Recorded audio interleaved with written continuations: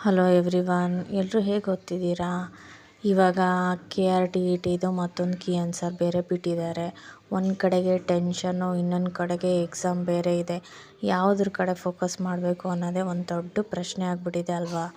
ನನಗೂ ಅಷ್ಟೇ ತುಂಬ ಒಂದೊಂದು ಸರಿ ಸ್ಟ್ರೆಸ್ ಆದಂಗೆ ಆಗ್ಬಿಡುತ್ತೆ. ಯಾಕೆ ಅಂತಂದರೆ ಈ ಕಡೆಗೆ ಫ್ಯಾಮಿಲಿ ಕಡೆಗೆ ಟೈಮ್ ಕೊಡಬೇಕು ಅಥವಾ ಸ್ಟಡೀಸ್ ಕಡೆಗೆ ಟೈಮ್ ಕೊಡಬೇಕು ಅನ್ನೋದೇ ಒಂಥರ ಗೊಂದಲದಲ್ಲೇ ಇರ್ತೀನಿ. ಏನೂ ಮಾಡೋಕ್ಕಾಗಲ್ಲ.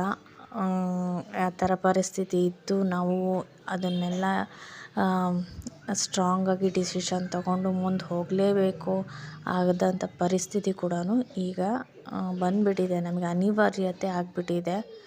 ಸೊ ಹಾಗಾಗಿ ನಾವು ಎಷ್ಟು ನೀಟಾಗಿ ಫೋಕಸ್ಡಾಗಿ ಮೇಂಟೈನ್ ಮಾಡ್ತೀವೋ ಅಷ್ಟೇ ನೀಟಾಗಿ ನಮ್ಮ ಒಂದು ಸ್ಟಡಿ ಜರ್ನಿ ತುಂಬಾ ಚೆನ್ನಾಗಿರುತ್ತೆ ಅಂತ ಒಂದು ನಂಬಿಕೆ ಇಟ್ಕೊಂಡು, ಪಾಸಿಟಿವ್ ಹೋಪ್ ಇಟ್ಕೊಂಡು ಮುಂದುವರಿಯೋದು ಒಳ್ಳೆಯದು. ಯಾಕೆಂದರೆ ನಮ್ಮ ಒಂದು ಶಕ್ತಿ ನಮಗಷ್ಟೇ ಗೊತ್ತಿರುತ್ತೆ.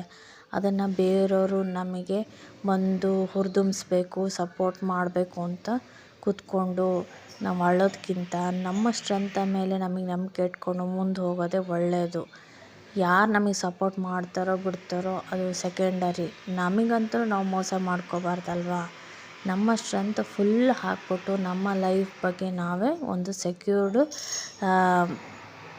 ಲೈಫಿಗೋಸ್ಕರ ಹೋರಾಟ ಮಾಡೋದ್ರಲ್ಲಿ ಏನೂ ತಪ್ಪಿಲ್ಲ ಅಂತ ನನ್ನ ಭಾವನೆ. ಸೊ ಹಾಗಾಗಿ ಯಾರು ಸಪೋರ್ಟ್ ಮಾಡ್ತಾರೋ ಬಿಡ್ತಾರೋ ನಮ್ಮ ಲೈಫು, ನಮ್ಮ ಗೋಲ್ ಬಗ್ಗೆ ನಾವೇ ಹೋರಾಟ ಮಾಡಬೇಕು ಅಂತ ಅಂದ್ಕೊತ ಈ ಒಂದು ವಿಡಿಯೋ ನಿಮಗೆ ಕೂಡ ಯೂಸ್ ಆಗಿದೆ ಅಂದ್ಕೊತೀನಿ. ಹಾಗೆ ಮುಂದಿನ ವಿಡಿಯೋದಲ್ಲಿ ಸಿಗೋಣ. Thanks for watching. ತುಂಬ ಚೆನ್ನಾಗಿ ಪ್ರಾಕ್ಟೀಸ್ ಮಾಡಿ. ತುಂಬ ಕಷ್ಟ ಇರುತ್ತೆ ಪೇಪರು, ಹಾಗಾಗಿ ನೆಗ್ಲಿಜೆನ್ಸಿ ಮಾತ್ರ ಮಾಡಿದರೆ ಮಾತ್ರ ಪಾಸ್ ಆಗೋದೇ ಕಷ್ಟ. Thanks for watching. ಮುಂದಿನ ವಿಡಿಯೋದಲ್ಲಿ ಸಿಗೋಣ.